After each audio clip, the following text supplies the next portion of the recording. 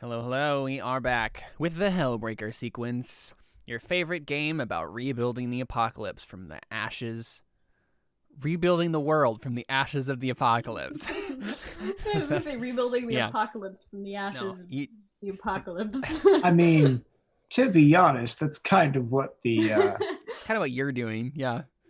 No, I'm not rebuilding the apocalypse. That's David's character. That's Oh, David's faction's that's job. entirely fair. That's entirely fair. They're the ones rebuilding the tech that caused the apocalypse in True. the first place. True. I might be here trying to make things worse.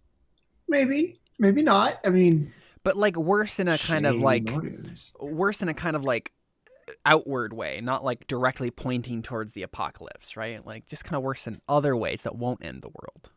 Sort of orthogonal to it, as opposed to. Yes. Yeah. Yeah. There we go. Mm-hmm. So, this would be the part of any show where I like say, let's do our goals or let's do beliefs in Burning Wheel, but I never know when to start, where to start exactly here. But I'm trying to think if there's any recap stuff we need to do. Not really. You guys were there the last session. So I guess let's just jump to the map, shall we? And just kind of take a look at what's going on right now. In our brief conversation before we started, you guys had said that, Josh, you said you wanted to go talk to the Hellbreakers, and Carly was saying that that Harahel needs to make a speech. Who wants to go first? Who wants to do a scene first? Sounds like you both have pretty clear goals. I want to hear a speech. Okay. All right, let's hear a speech. By speech, I mean I have one sentence planned. Improvisation's on a Okay. theme. So let's see here. I'm trying to think if there's like a family move you need to do here. Probably not. We're just kind of zooming in. Roll for Harahel to try to do something. Yeah, we're basically just zooming in. Yeah, we're just making sure there wasn't a preliminary family move that needed to be made here, but I don't think so.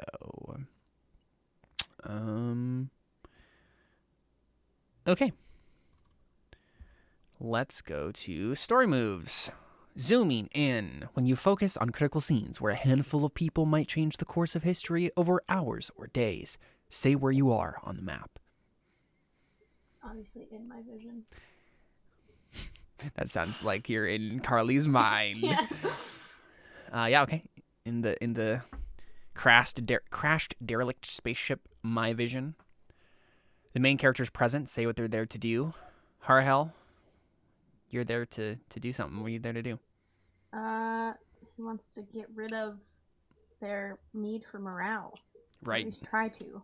Bring together the heralds Yes. after they have fallen apart to disorder and chaos and not working together because they tried to unlock the powers of the Cloak of Jadden and failed because they have lost their connection to God.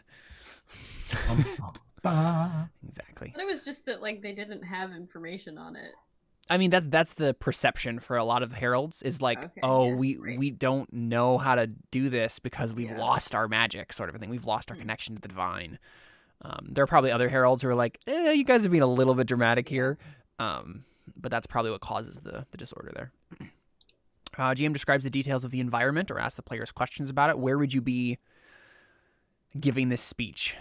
Like, is there some way you can gather many of the heralds together? Like, is there some sort of way that a herald can call together a gathering of the other heralds? Oh yeah, you've got to. Or are you just talking to the leadership?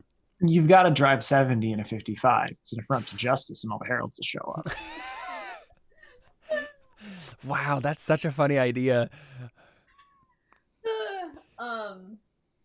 Well, it's threats to that which is holy. But I think he would just talk to the leadership because he knows them well enough, like the same Yeah. people that he talked to about Riva. That makes sense.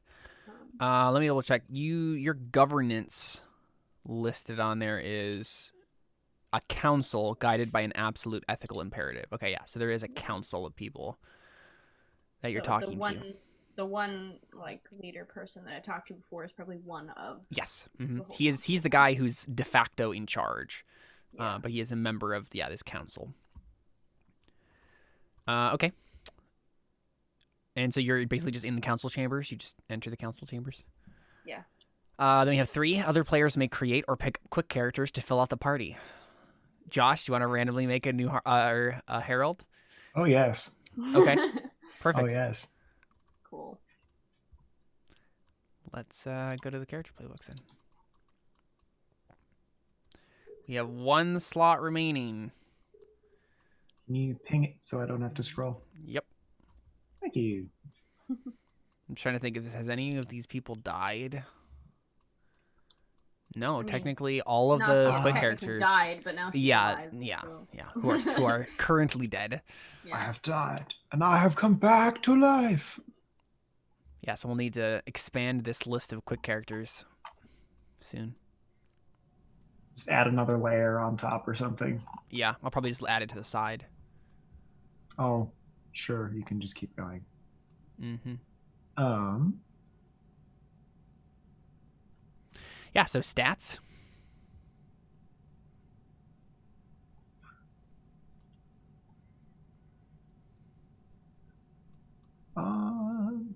We could also start with your relationship to Harahel. Right, that might help. Mm-hmm. Like, do you want to be an antagonist to Harahel in this scene? Do you want to be an ally to Harahel in this scene? I kind of want to play a rival. Okay. One of the we have been forsaken by God and must do something about it, or panic, or basically not do what Harahel's saying. Basically, the kind of the person who's so wrapped up in their very ideal of something's wrong that they fail to grasp the basic idea of coming back together and fixing it. Yep. Cool. Okay. Yeah. So you're a rival of Harahel. What's your stats look like? What do you get at? Let me double check what the heralds get for quick characters in addition to the normal stuff. Mm-hmm.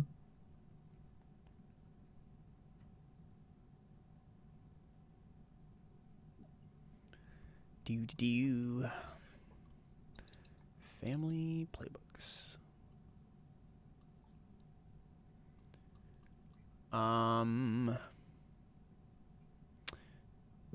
Your characters replace any harm slot other than dead with bathed in blinding light.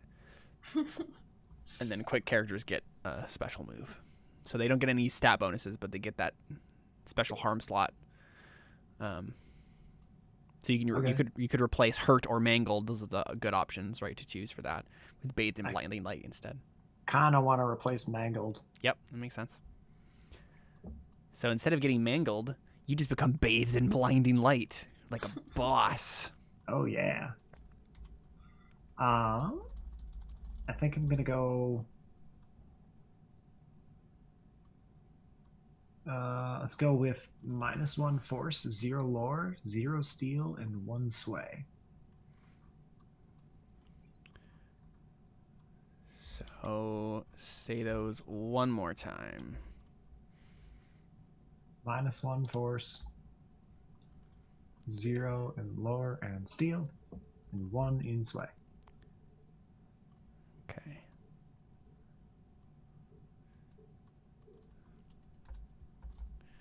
One in sway. Okay. Sounds good. All right. Looks.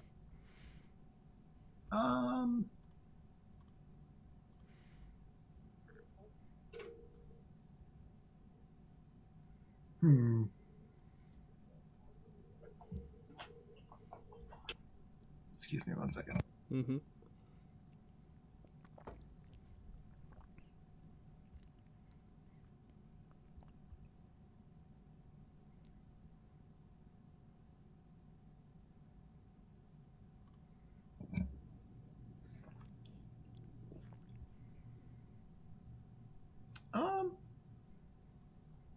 Let's make a female character here.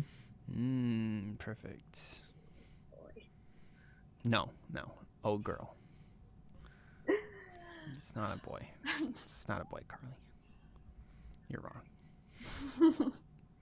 I think we're gonna go with worried face. It's an angel, not a deer. Okay, worried face. I love you. And then we Squinting eyes. Okay. This is gonna be like a Sazed versus Elland? No. Tindwell? Yes. This is gonna be Sazed versus Tindwell. Yeah. Oh, that's perfect. That's awesome. You guys should definitely have some sort of like unspoken romantic tension between you that has never been addressed. I mean, do robots with souls have unspoken romantic tension? I don't know, do they? I don't know. I mean, Carly, you would be the one who'd know.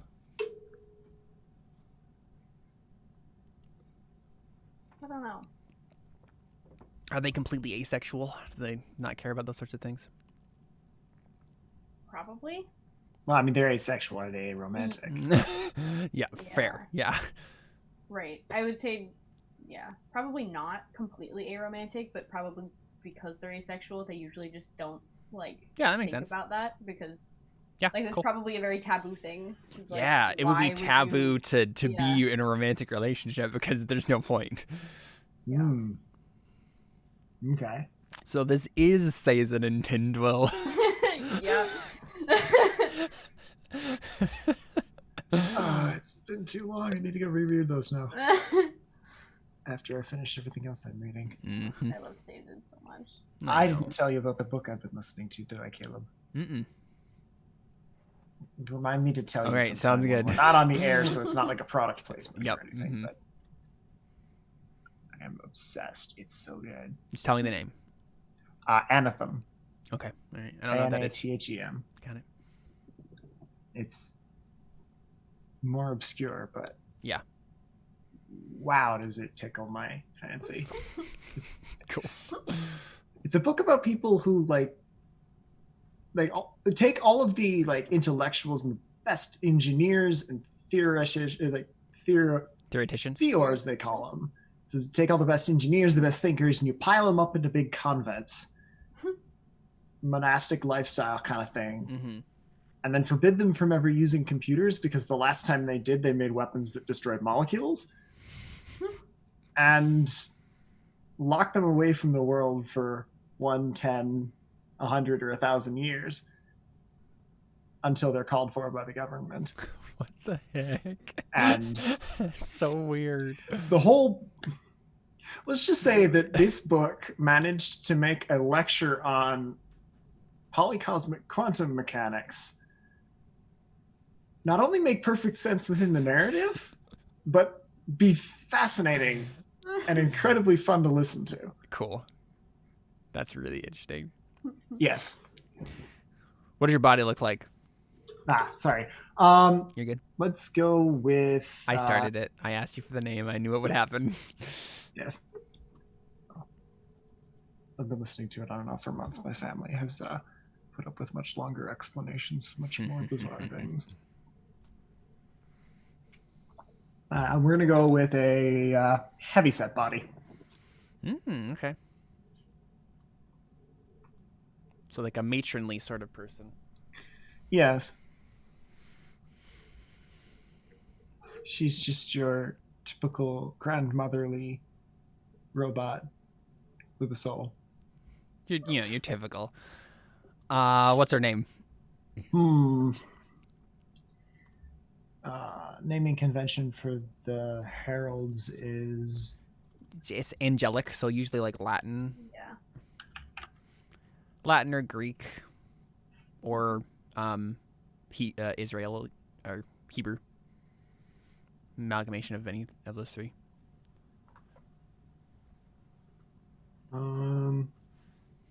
Maybe some Aramaic sounds thrown in there for good measure. Sure.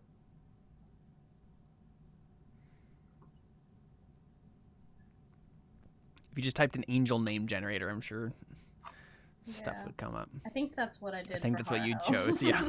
No, I'm staring at a whole long list of angels in theology. Oh, there you go. On this Wikipedia page.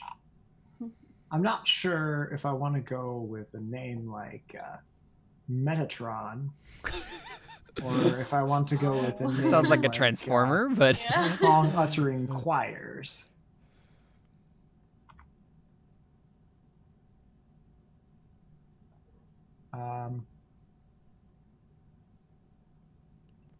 But I think I'm gonna go with Muriel. How do you spell that? Murial.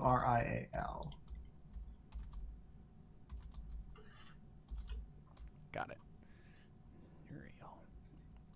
All right, you get one roll move. M, not N.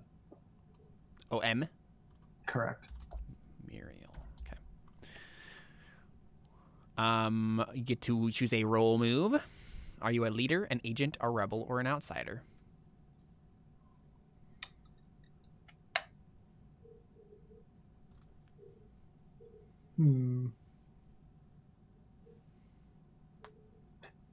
Use outsider on sway. That'd be weird. Yeah. Be really weird. It'd be like snake charmer stuff. Matronly grandmother with snake charmer powers. Mm-hmm. I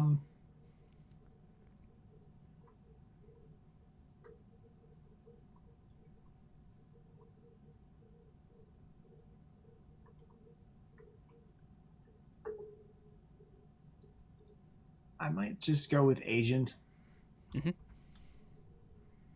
Makes sense. Remember what I am. You are an agent yourself. Okay. Yeah.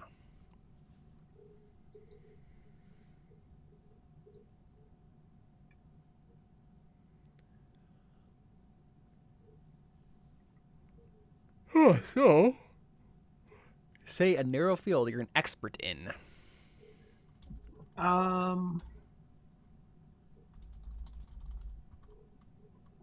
I think we'll probably go with polycosmic metatheorics. Perfect. Yeah.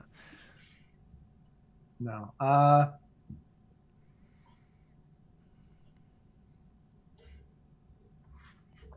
tempted to say culinary justice. Culinary justice? She shows up every time She's a robot that makes amazing pastries. Mm-hmm. No, she shows up when someone makes a bad pastry. I see. Yes. That's yeah. She's not there to bad pastries. She's not there to be the patron of pastries. She's there to gut you with a sword if you make a bad pastry. I don't even know enough about making pastries to make a reason for a bad pastry in my head. I knew that was your hesitation there, was you were trying to think of something. Yeah, more I'm trying to think of a specific. very explicit example. Like if you fold your pastry too many times, you do start to lose your flaky crunchiness after, what was it, 8 or 10 folds? I watched a whole video on this. I should know this. Of course you have. Well, if you're that interested in pastries, we could always go back to you playing Jontos again. This is fair.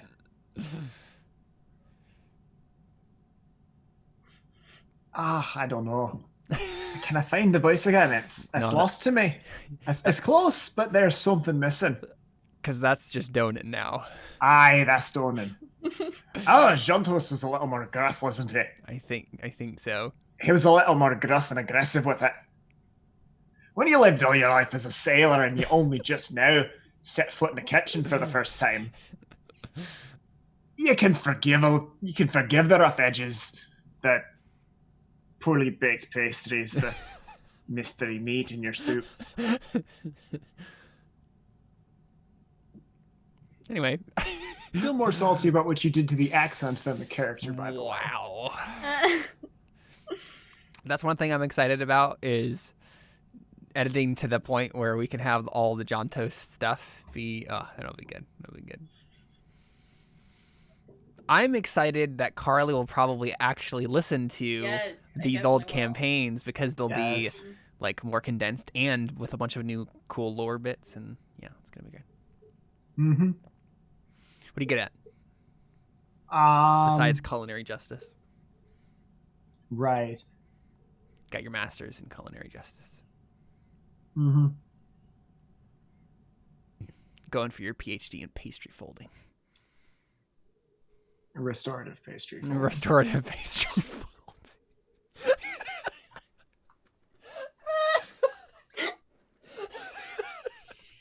Why was that so funny? It was, though. It was so funny. I mean, I think I'm going to say reading people. Reading people. Sounds good. So when you use your skills, reveal a secret about the situation and get fleeting advantage acting on it. When you die, reveal your mission's final step. If the party doesn't, the mission succeeds. You also get to have one family move. Here are your options. The Gardener. When you shed blood, even the harshest ruin will become verdant and full of life. Mark 2 harm and tell us how holiness manifests in this new garden. I haven't read these before. That's so crazy. It doesn't. Yeah, basically you cut yourself and you bleed out new life. The Sage. When you encounter an unholy or holy manifestation, tell the group a fact about it and get 1 data. The Martyr. When you head into hostile grounds, say 1 blessing your family has that gives you lasting advantage on 1 stat there. The Preceptor. When you spend an hour lecturing about holiness to an audience, 1 audience member will be revealed as an individual of great potential. And finally, the Champion. When you hurl yourself into conflict, upheaval, or disaster, roll plus force. On a hit, you find a manifested sign of holiness. On a 10+, it's not beset by unholy forces. These moves are all great. Second to last family move again, please. The Preceptor. Yeah, I feel like that's like directly applicable. When you spend an hour lecturing about holiness to an audience, 1 audience member will be revealed as an individual of great potential. Yeah, that one. I like that one. Sounds good. All right, let me write that in there for you. When you spend an hour lecturing about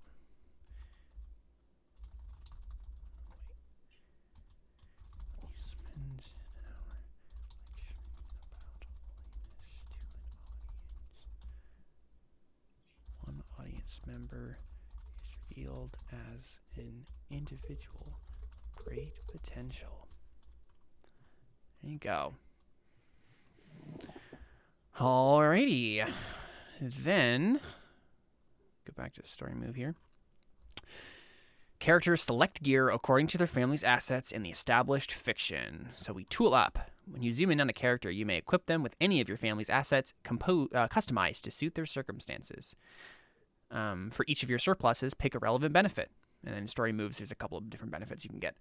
So either of you have access to any of the Herald's stuff. So you can get... Do both of you want a Herald's trumpet? Yeah. Obviously, you have Claymore, yeah. I mean, it seems reasonable. Mm-hmm. I don't know what use one would find with said Herald's trumpet, but who knows? Right. Last thing I want to do is say, "Oh, we're not going to get attacked." Exactly. That's Nothing when bad I could get ever ideas.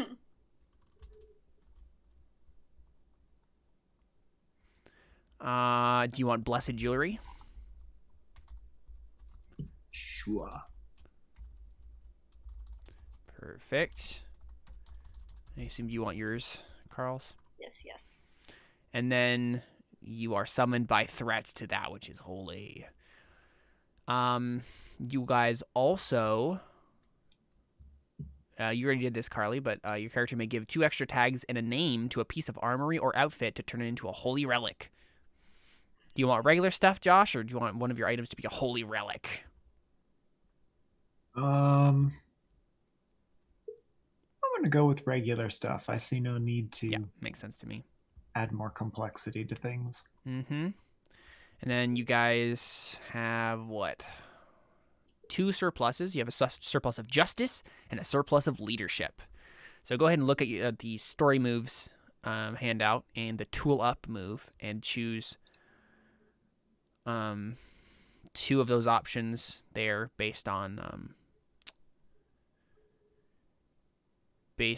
your surpluses. Actually, each of you get to choose 2 based on those surpluses for your character. Okay, justice, and what was the other surplus? Leadership. Leadership. Okay. The council works. And you have no obvious enemies who need smiting. I need any of this.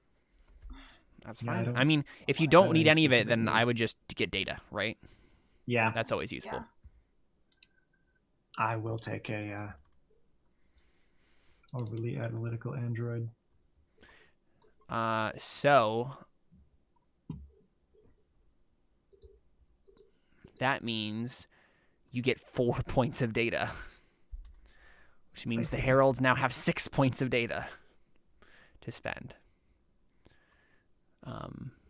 But Muriel can use that data against you, Harahel, because she is in your faction, but not on your side.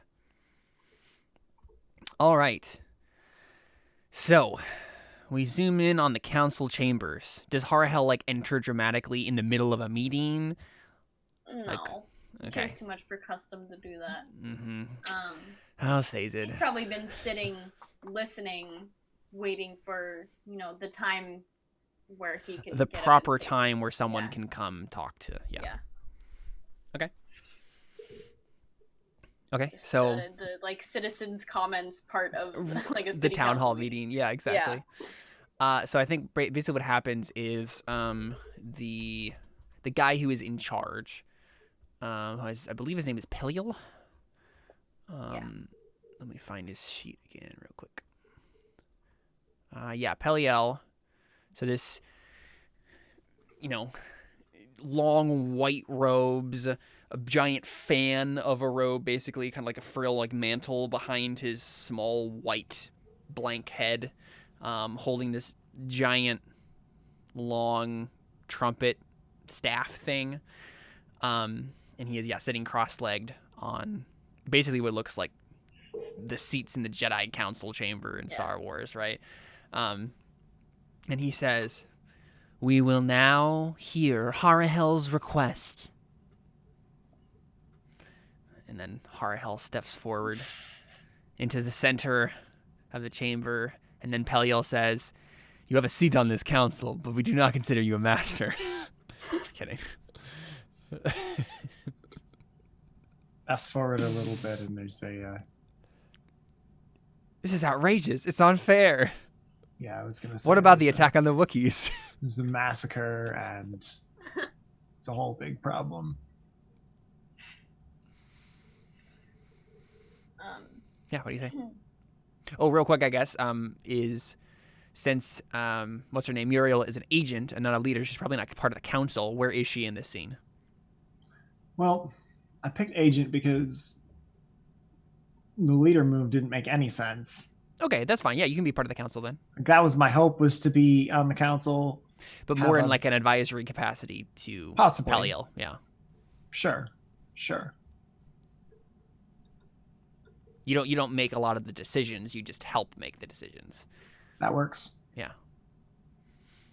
Yeah, sounds good. What does Muriel look like then, as we get to kind of scan around the council chambers? So we kind of pan from one council member to the next, and they're all as diverse as these heralds come. You've got, but it's differing shades of majesty going from one to the other. Yeah. You have the Peliel? Yeah, Peliel. We have Peliel sitting there all upright, and the splitting image of justice. You find him standing like a gargoyle or a statue in front of some courthouse somewhere, and no one would think twice about it. But kind of off to one side of Peliel's chair is this short, round herald. Kind of nondescript by comparison to the others. Kind of where most of the heralds have kind of tall, angular faces. Hers is more short and round, and almost worried by her very posture. Mm-hmm. She carries at her side a short little trumpet, looks rarely used, and she seems more from her posture you can tell that her servos are much more accustomed to hunching over books and theories than standing up for what is just and right in the front lines of battle.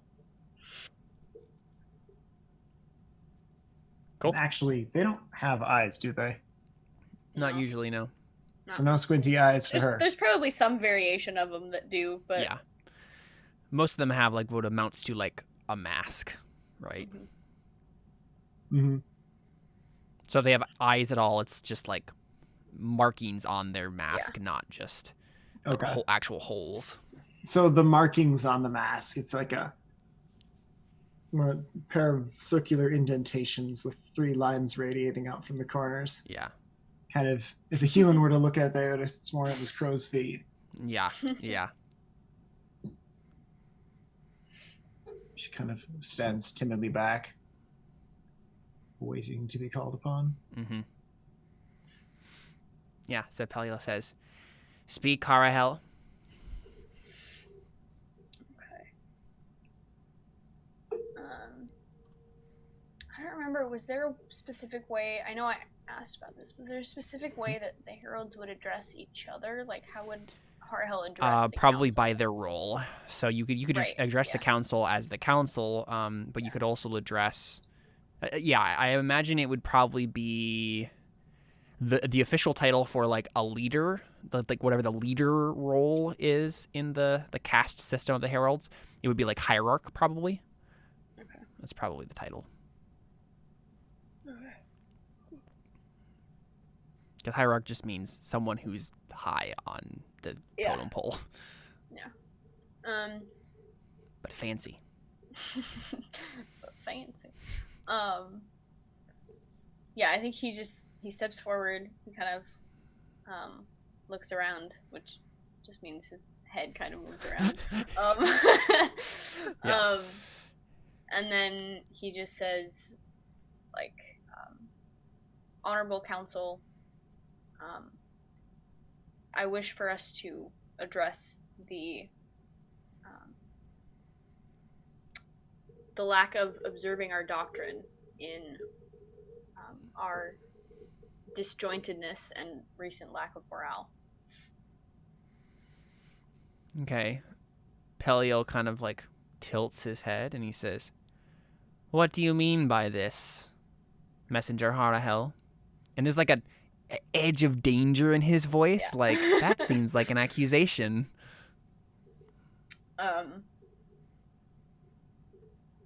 Yeah, so Harahel just says, hold on, I gotta have the right document in front of me. To cite our doctrine, we seek the aid of others to bring the world back into harmony, and it does not seem to me that we are doing that at the moment. We are too divided amongst ourselves to actually do anything productive. Yeah, and like Peliel kind of like looks around at the other council members, and you can see some of the council members are like, you know, whispering slightly to each other, just like, "Oh, I'm just, what is he? This is too far." You hear like, you know, as someone say. And Peliel kind of like leans back and looks at you, Muriel, and says, "What do you think?" Just like kind of like under his breath. She speaks of us abandoning doctrine. But our doctrine does not speak of God abandoning us. Why look to others when God himself does not answer? We must find those among us that are the trouble, the cause of God's departure. We must expunge them. Did you say that just for him, or like loud enough so everybody heard it? I think just for Pelio Okay. for now. Yeah, so he sort of nods slowly and looks back at you, Harahel, and says,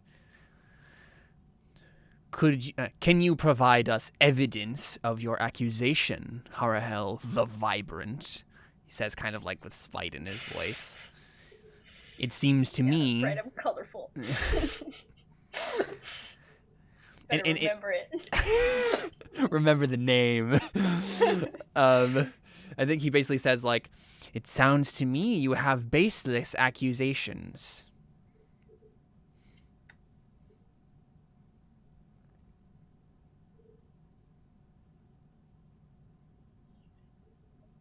Our morale is down, is it not?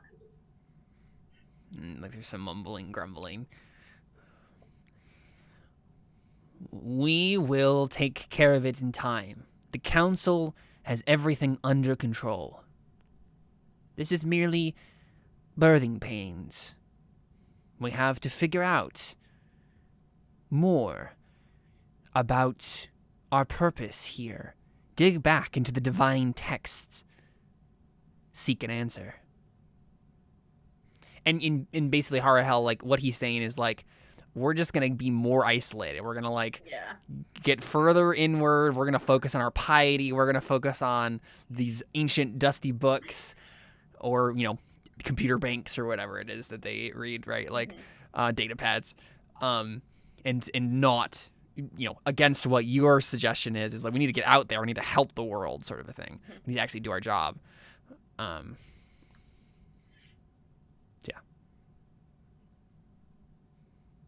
Yeah, I think Harahel says, the Heralds have never been unclear about their mission here. We simply failed, and we have to do what we can to rectify that. Failed? The apocalypse came, did it not? Just more grumbling and mumbling. And Pelio like leans back to you, Muriel, and says, this is outrageous. What do you see in him? What is he trying to do here? He's basically asking you, like, read him. Because, like, Pelio is, like, thinking, like, yes. Harahel has some other motives here. Like, this is bad. He's a rabble-rouser. Mm-hmm. Nice burning wheel language. Mm-hmm. I love you. I love that you noticed that.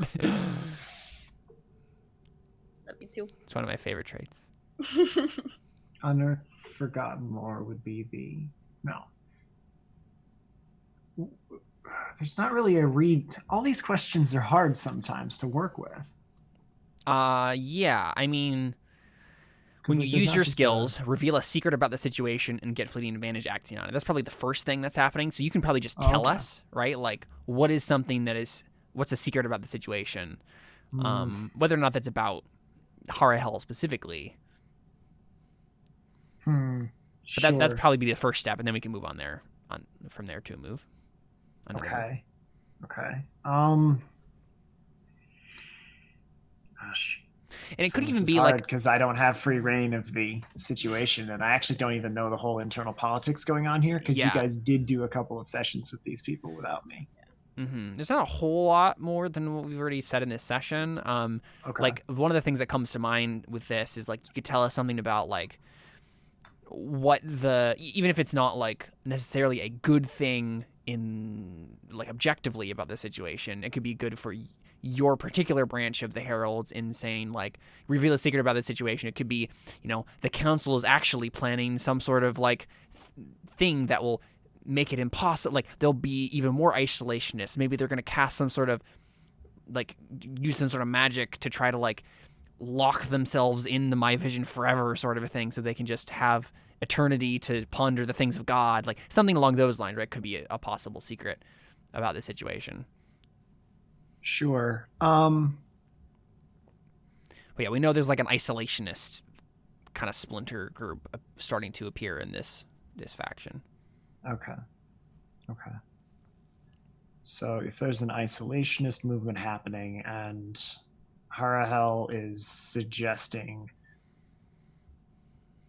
a combination of seek out. Let me be clear on what you're saying. Seek out help from others to. Basically, the goal of the heralds right now is, or like their doctrine, as Carly put it, right, is to, seek aid from others to restore the world to harmony, or something like that. And this is just generally accepted as what the heralds are here to do. Oh, the restorers. What is that from, Carly? Is that a move you have? Maybe I just have that.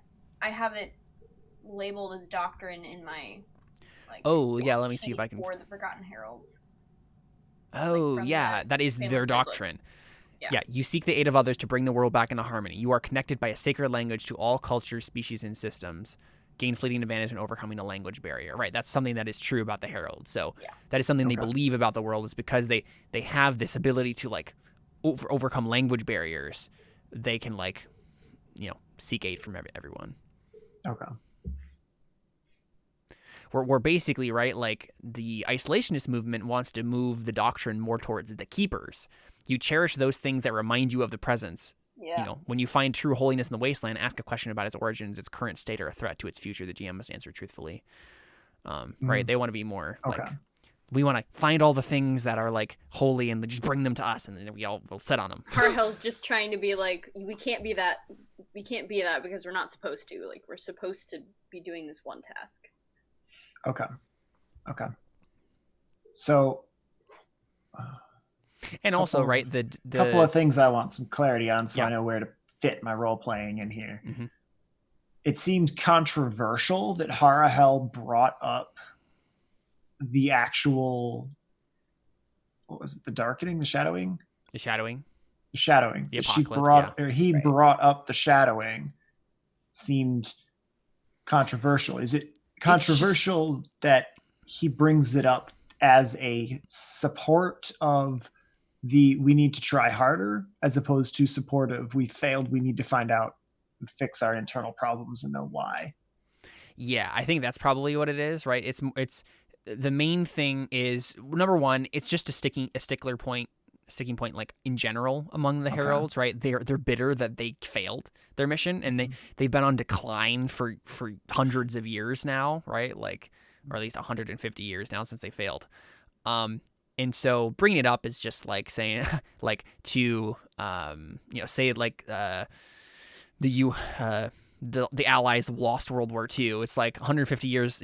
It's basically like saying like, hey, remember about Nazi Germany? Remember the Holocaust, sort of a thing, and bring it up as some something to say, and just be like, why are you bringing this up, man? Like, everyone knows that was bad, sort of a thing. Okay, sure. But yeah, like, it could be seen that someone might say, okay, because of the apocalypse, because of the shadowing, we should try to reconnect with God and not focus so much on the outward stuff, because we failed, so we need to seek restitution, we need to seek whatever.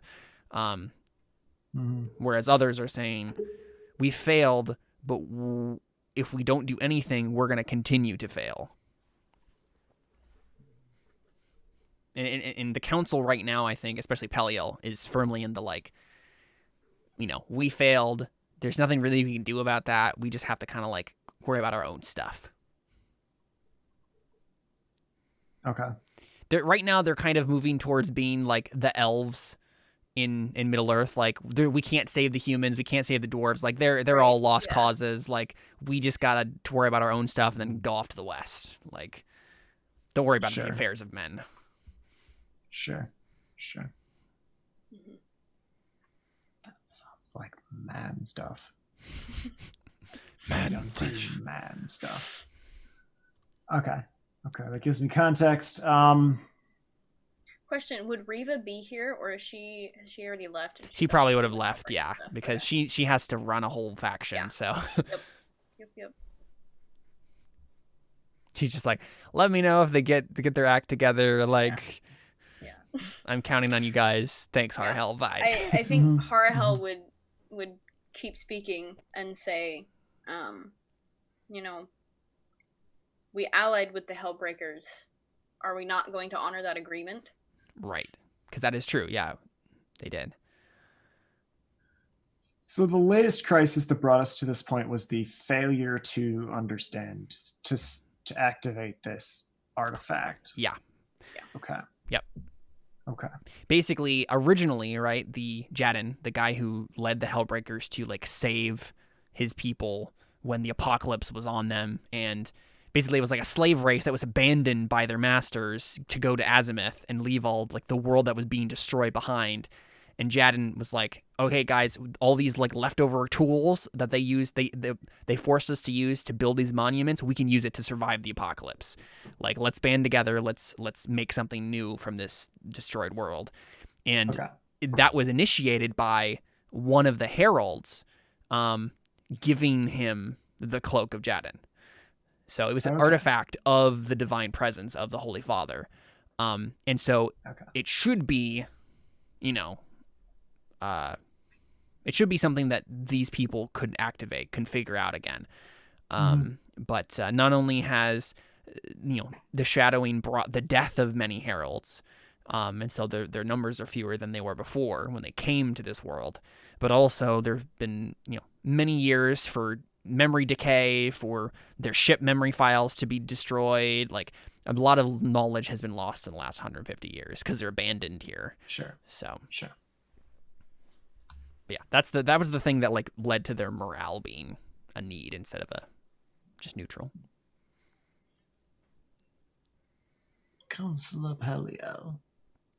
Yes, Muriel. There are those among the heralds who would question your authority. Now we got some worm tongue action going on right now. Would undermine the decisions and the wisdom of the council. I have reasons to believe that this Harahel the Violent may harbor similar sentiments. That's not my name.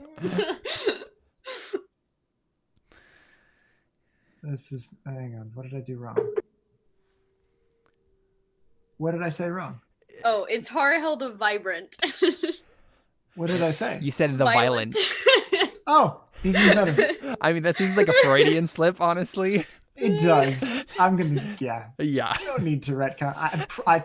I may have been focused too hard on my accent and rolled when I should have not. Right. Because I'm pretty sure in my brain I said vibrant. Mm-hmm. This Harahel the Violent. Yeah, and I guess I'm gonna go with that's my secret. That's your secret, is that like there are people seeking to undermine. Right. Yeah, and that's true. The council. Yeah. Mm-hmm. So how do you want to act on it? Do you basically just want to convince this like Peliel to like do something about the situation? Or, we could just say you get fleeting advantage acting on this. We could have Harahel make his role to like convince the council, and then I think Muriel wants to stand up before the whole council and offer a counterpoint. Okay. This would be the part in Burning Wheel where we do a dual wits. Hey. Yes. See, why is it that when we have a fleshed out politics-based system we're always playing the fleshed out combat system instead? Yeah, it's true. But when I'm finally getting into the place where I'm more comfortable attacking a politics situation, we've got search the wasteland for scraps. If you find a piece of technology, you may take it back to your faction. On a 7 to 9, it is radioactive. On a 10 plus, it does not blow up in your face. Yep. I don't know what to tell you.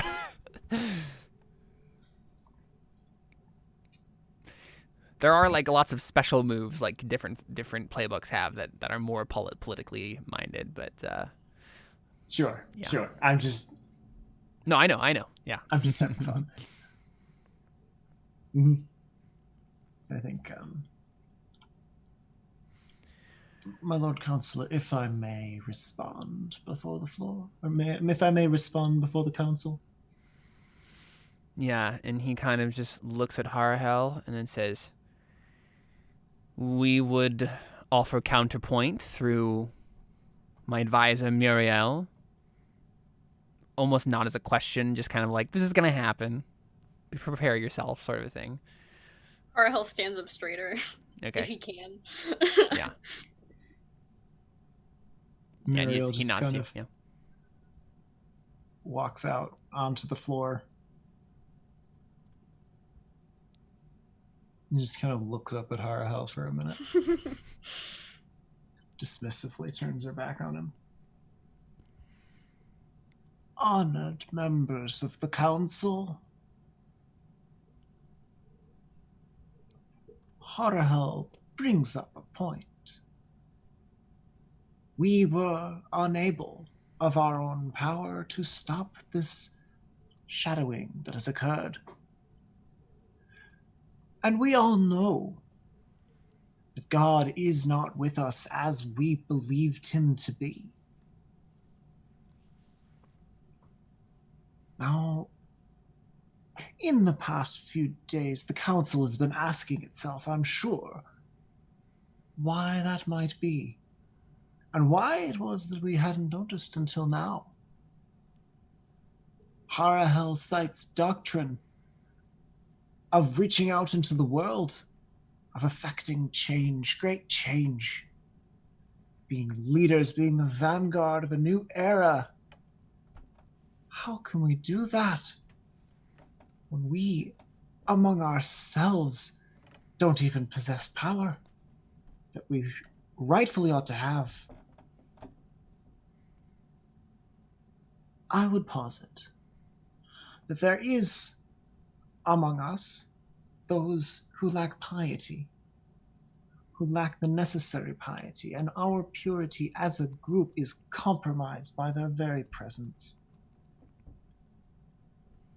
I would posit that a time of self-reflection, of seeking knowledge and wisdom through digging through the doctrine and the knowledge that we have stored on this very vessel is precisely what we as the heralds need. Chance to focus on ourselves, to refine, to be the best that we can be, so when it comes time and we restore our power and we can step out into the world to lead as we were meant to. For how can one lead when one is broken? As our very scriptures say, look thee unto the crack in thine own optical receptor, ere thou bring the dust off thy neighbors.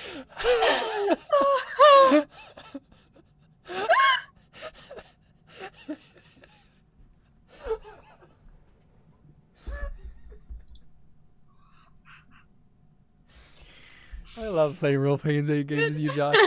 Oh. Thank you. Oh. Honorable members of the council, I propose that we take our time to look unto our own optical receptors, to seek purity of doctrine and of heart and of mind, that we can then go forth when we are ready to lead, and not with rash action, but wisdom and deliberation and the blessings of God. Okay, yeah. I mean, I think maybe what happens is Harahel, would you say something after that? Probably. I'm just trying to formulate what exactly to say. Yeah, because just in general, like the meta here, right? Like I think what's probably going to happen is you can say whatever else you're going to say to like try to clinch this thing and convince them, and then you can make the roll. And I think what's actually going to probably happen is you'll get disadvantage instead of you getting fleeting advantage, Josh. Right? That makes sense, right? Because you're just trying to not have Harahel do what he's trying to do. Sure. So he can get disadvantage on this roll. Yeah. So yeah, what would you try to say to like still sway them to your side as like a rebuttal to that?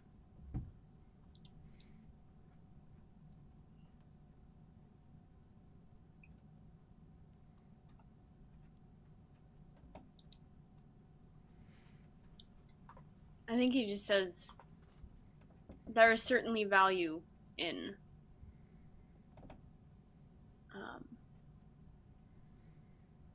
there's certainly value in piety, but I'm afraid that is mainly an occupation for man, and we are not men. Our purpose is not to seek God, because God commands us already. Our purpose is to do his will, and I don't believe that we are doing that by sticking our faces in books that we have pored over countless times already. Yeah. Yeah. I think that definitely will have a chance of swaying them. Yeah, I think that's sway, obviously. So find common ground, I guess. You ask them to work with you. Sounds good. Yeah, that sounds good to me. So go ahead and roll sway with disadvantage unless you can spend data if you want to get advantage on this roll, which will just cancel it out and just be a straight roll. Do that. Okay. So narratively, have you learned something specific that could be of use in this moment? Something from the outside world to point to? Is that how data works? Yeah, well, or is it just kind of hand wavy? You get let's look at the we move need real quick. modifiers on our rolls. So you're right. This game specifically would want us to have like fictional triggers for these things. Information is power is the move that you're doing there to like give advantage. It says when your character draws on your family's research, spend a point of data and get advantage on a roll. Yeah. So what are you drawing from your family's research that would make this more doable? I mean, just the fact that like we have scriptures and we know what our purpose is versus what like mankind's purpose is, and our purpose is to like rescue mankind and not to. Yeah, I mean, the thing that comes to my mind, right, going off of what you just said, right, is the fact that they have been pouring into these old texts. And what do the old texts say? They say the heralds are different from men. Yeah. Right? They say there is a ontological difference between a teleological difference, really, between the purpose of man and the purpose of the heralds. The heralds' purpose is not to study theology, right? Yeah. Their job is to do what God says. We're supposed to already know that and just act upon it. Yeah. And so even despite being disconnected from the omniscience of God, right, from this like constant presence of like power and knowledge that would come from being directly connected to the divine, your job still remains, right? Mm-hmm. And it's to do God's will. And you know that because everyone follows an ethical imperative, right? Like everyone knows what the job is. So some people are just saying we should connect back to the divine before we do the job, but you're like, we don't have that luxury. We just have to do our job. Mm-hmm. Yeah, I think that's a good argument. So what's the mechanic for that roll? You're just making a 2d6 because there's no disadvantage or advantage either way. It's canceled out, so you're just going to do 2d6 plus your sway. Plus sway. I didn't do that. What's my sway? 0. So that was your roll. So there you go. Well, you got a 7, so you at least succeed in some fashion. Yay. Yeah, let's take a look at that. So find common ground on a 7 and 9.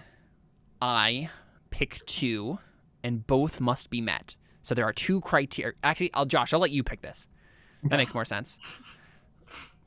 Find common ground. Basically, you guys will do what Harahel says on 2 conditions. Mm-hmm. And it's from that list there.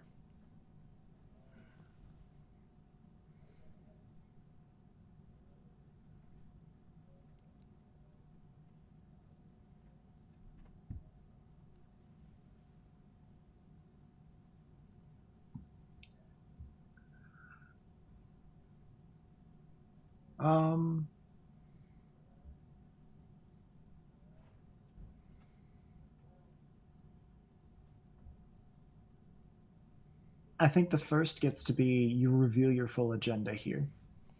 Okay. I think the council in making this decision would want to know if Harahel is actually interested in abiding by their judgments and still continuing to submit to them, or if Harahel wants a seat and wants to displace them. Oh yeah, no. Harahel doesn't care about being on the council. I don't know narratively that makes the perfect sense for a question to be asked. Mm-hmm. Yeah. Even if there's maybe nothing juicy to uncover with it. Yep. Mm-hmm. Yeah. So basically, what is your full agenda in this? Is it just, are you being Mhm. completely plain up and honest right now? Is there any details that you've left out of Harahel's agenda here? No. It's literally just, we need to do a job because that's what Yeah. we're made to do. All right. Good old Harahel's such a pure boy. It's my job to break that down as quickly as possible. No. Give you hard moral decisions. I want all my characters to be nice and just easy to play. Just kidding. That's not true. Well, see, sometimes the shifty ones are easier to play. Because, Mhm. well, it's not the shifty ones that are hard. It's the inconsistent ones that are fun. I was going to say, like, what's her 'cause- face? Vivienne is one of the nicest people ever. Yeah. And she has had plenty to complicate her life. So Yeah. Which is this character from your From Lavender Shadows. Lavender Shadows? our Burning Yeah. Wheel, thing that we were doing with the Thursday group. Yeah. Mm-hmm. See, unpredictable characters. I are think fun, that's though. probably my favorite character that Carly's ever played. Is Vivienne. I think she does a really, really good job with Vivienne. Yeah, I think that's one of my favorites too. Yeah. All What's right, the second condition? Yeah. We could talk about the details of it if there's one that sort of makes sense but needs to be explained a little bit. I kind of like the idea of they can back out as soon as it costs them. Except that feels like it's just an automatic reset. Like the first time something goes wrong, you immediately lose your you gain the need for morale again. That's basically what it would be, yeah. Which could be, I mean, we just set that as a condition that the next time something major fails, you need to also get morale back. Which seems a bit... actually, you know what? I'm not going to question the mechanics of this game because they're vague enough that they can be what we want them to be in some of these situations. Like, I could see a situation where, that is technically like the shadow that's hanging over this situation, but then there comes a time where the shadow goes away, where they actually get sold on it, right? Rather than just being like, all right, we'll go along for now, and then... Sure. So basically, so it would be like the next major decision point. Yeah, if the morale need hangs in the balance again. Pretty much, yeah, exactly, yeah. Want to do that then? Yeah, let's go with that. Okay. Yeah. So the council seems hesitant, but willing to go along with you for now. How does Muriel react given the council's decision here? Like, is this like Muriel's leading that decision in how she responds, or is she like kind of like I don't agree with that, but I'll step behind and whatever. But yeah, how does Muriel react?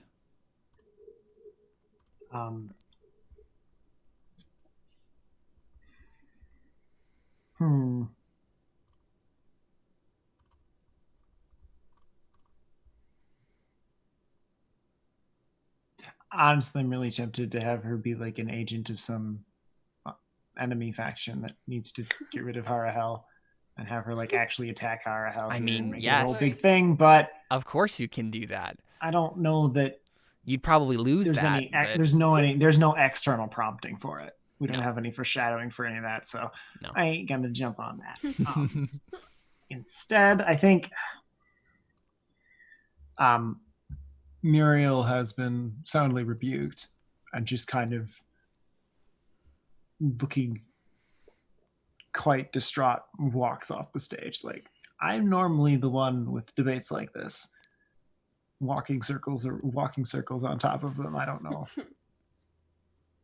I didn't have the high ground here. I've been planed, as it were. Yeah, and I think honestly, like in Burning Wheel rules, like I feel like Harahel just did an ugly truth roll, right? So Muriel would be like, all right, let's kind of dance around this. Let's do politicking. Let's talk about persuasion and soothing platitudes. Harahel's just like, guys. Yeah, that was definitely a soothing platitudes against a ugly truth roll. Yeah. Mm-hmm. Cool. Awesome. Yeah. So it sounds like you got your morale back, or rather, you just don't have a need for morale. You don't have a surplus of morale, but at least people aren't falling apart. Cool. So I'll go ahead and delete that off. So you have a +0 mood now.